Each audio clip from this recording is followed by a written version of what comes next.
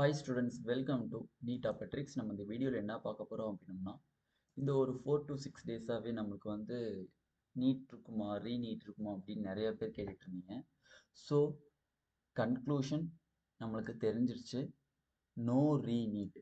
திருப்பி நம்மளுக்கு 2024க்கான நீட் எக்ஸாம் திருப்பி கண்டக்ட் பண்ண மாட்டாங்க. ஆல்ரெடி May 5 கண்டக்ட் பண்ண எக்ஸாம் தான் ஃபைனலைஸ் பண்ணிடுவாங்க. June 4 ரிலீஸ் பண்ண ரிசல்ட் தான் நம்ம எல்லாத்துக்குமே final result. No revaluation, no result, எதுவுமே. ஓகேவா? இந்த 1563 பேத்துக்கு மட்டும் வேணா ரிசல்ட் டிக்ளேர் பண்ணுவாங்க. மேபி அதை வேணா நம்மளுக்கு ரிசல்ட் வந்து சஃபல் ஆகிறதுக்கான சான்சஸ் இருக்கே தவிர, இனிமேல் அந்த 25 லட்சம் பேத்துக்குமே இண்டிவிஜுவலாக ஓஎம்ஆர் ரிலீஸ் பண்ண மாட்டாங்க. இண்டிவிஜுவலாக ஓஎம்ஆரை வந்து ரீவேல்யூஷனும் பண்ண மாட்டாங்க. மேக்ஸிமம் ரிசல்ட்ல வேணா அந்த 1563 பேரை ஆட் பண்ணுறதுக்காண்டி கொஞ்சம் சஃபல் ஆகிறதுக்கு சான்சஸ் இருக்குது. மற்றபடி நோ ரீவேல்யூஷன், நோ திருப்பி corrections, no release of OMR எதுவுமே இருக்காது. ஓகேங்களா? ஓகே, அப்போ இதுலேருந்து நமக்கு கிடைக்கப்பட்ட ஒரு 3 முக்கியமான தகவல்கள் என்ன அப்படிங்கிறத பார்க்குறதுக்கு முன்னாடி நம்மளோட நீட் ஆப்பட்ரிக் சேனலை மறக்காமல் சப்ஸ்கிரைப் பண்ணிக்கோங்க. கூடவே இருக்கக்கூடிய பெல் பட்டனை கிளிக் பண்ணிக்கோங்க. அப்போ நம்ம போடக்கூடிய வீடியோ உங்களுக்கு நோட்டிஃபிகேஷனாக வரும். வாங்க வீடியோக்குள்ளே போகலாம். First of all, MBBS BDS counselling ரிலேட்டடாக டவுட்ஸ் தேவைப்படுது, இல்லைனா அது ரிலேட்டடாக நான் வந்து கொஞ்சம் கலந்துரையாடணும் அப்படின்னு நினச்சிங்கன்னா கீழே டிஸ்கிரிப்ஷனில் வாட்ஸ்அப் குரூப் லிங்க் இருக்குது. அதை கிளிக் பண்ணி வாட்ஸ்அப் குரூப்பில் ஜாயின் பண்ணிக்கோங்க. ஓகேங்களா?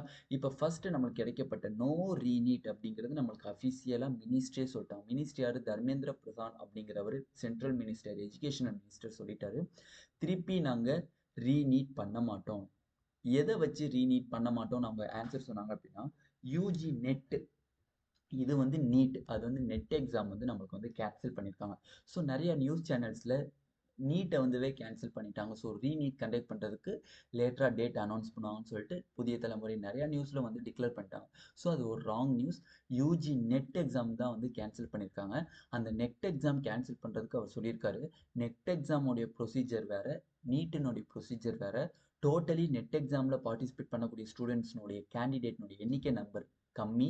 பட் நீட் எக்ஸாமுக்கு very very very huge number. ஓகேவா? 25 லட்சம் பேர். பட் இவங்க இதில் ஒரு 5 லட்சம் 10 லட்சம் பேர் தான் எழுதுவாங்க. ஸோ எங்களுக்கு பிரச்சனை கிடையாது.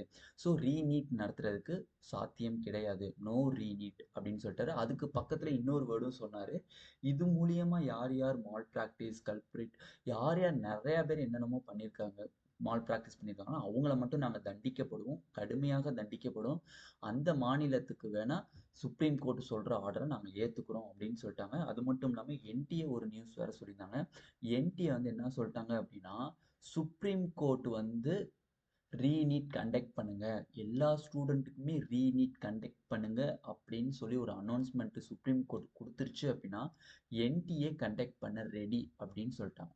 என்டிஏ தரப்புலேருந்து என்ன சொல்லிட்டாங்கன்னா, ரீநீட் கண்டக்ட் பண்ண ரெடி. பட் அதுக்கு யார்கிட்டருந்து உத்தரவு வரணும்? சுப்ரீம் கோர்ட்டை வந்து தீர்ப்பளிக்கணும். ரீநீட் கண்டக்ட் பண்ணுங்க, எல்லா மாணவர்களுக்குமே ரீநீட் கண்டக்ட் பண்ணுங்கன்னு சொல்லி ஒரு உத்தரவு போட்டுச்சு அப்படின்னா கண்டிப்பாக நம்மளுக்கு என்டிஏ ரீநீட் கண்டக்ட் பண்ணுவாங்கங்கிறத சொல்லிட்டாங்க.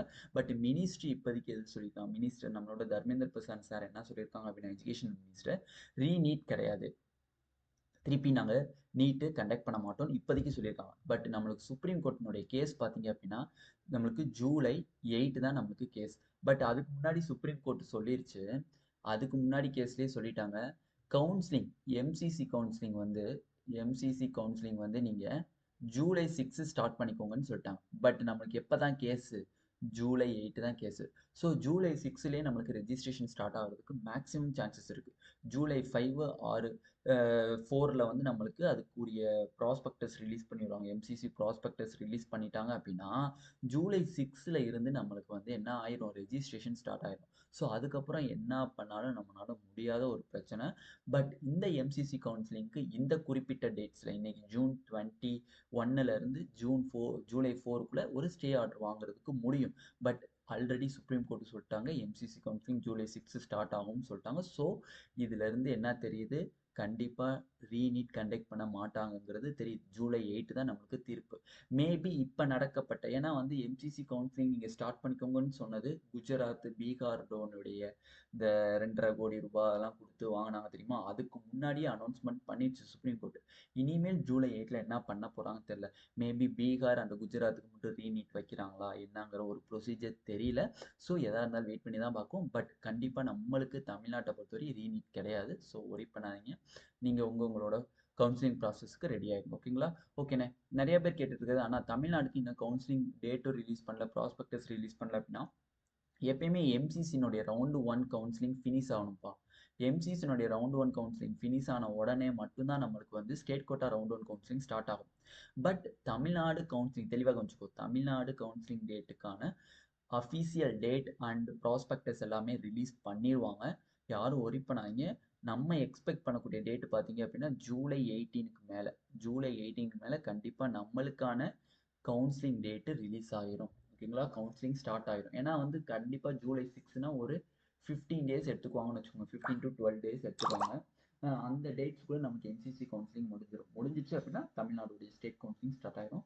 ஸோ ஜூலை 18 ஆன்வர்ட்ஸ் நம்மளுக்கு தமிழ்நாடுடைய ஸ்டேட் கவுன்சிலிங் ஸ்டார்ட் ஆகிறதுக்கு வாய்ப்புகள் இருக்குது. அப்போ இது மூலிமா கன்க்ளூஷன் என்ன தெரியுது? மினிஸ்ட்ரி சொன்னது ரீநீட் கிடையாதுன்னு சொல்லிட்டாங்க.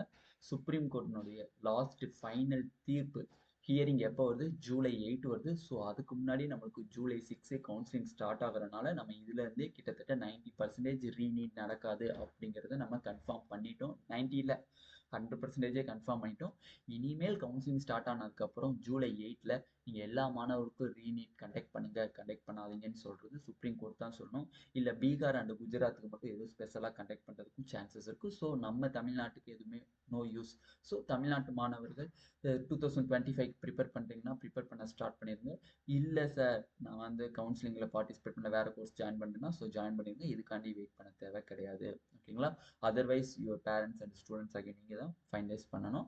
தமிழ்நாடு கவுன்சிலிங்கான டேட் வந்து பார்த்தீங்கன்னா ஜூலை 18 நம்மளுக்கு கன்ஃபார்ம் ஆயிடும். ஜூலை 18க்கு அப்புறம் தான் நம்மளுக்கு வரும். ஏன்னா ஜூலை 6லேருந்து அட்லீஸ்ட் 10 to 12 டேஸ்னாச்சும் கண்டிப்பாக கண்டக்ட் பண்ணணும். 12 டேஸ்ன்னு கனெக்ட் பண்ணோம்னா ஜூலை 18 வந்து நம்மளுக்கு வந்து தமிழ்நாடு கவுன்சிலிங்கான ப்ராஸ்பெக்டஸ் ரிலீஸ் பண்ணி நம்மளுக்கான ப்ரொசீஜர் ஸ்டார்ட் பண்ணிடுவாங்க. பட் சாய்ஸ் ஃபில்லிங் என்னதான் இருந்தாலும் ரவுண்ட் 1 கவுன்சிலிங் கம்ப்ளீட்டாக முடிஞ்சால் மட்டும் தான் தமிழ்நாடுடைய ரவுண்டு 1 சாய்ஸ் ஃபில்லிங்கே ஸ்டார்ட் பண்ணுவாங்க.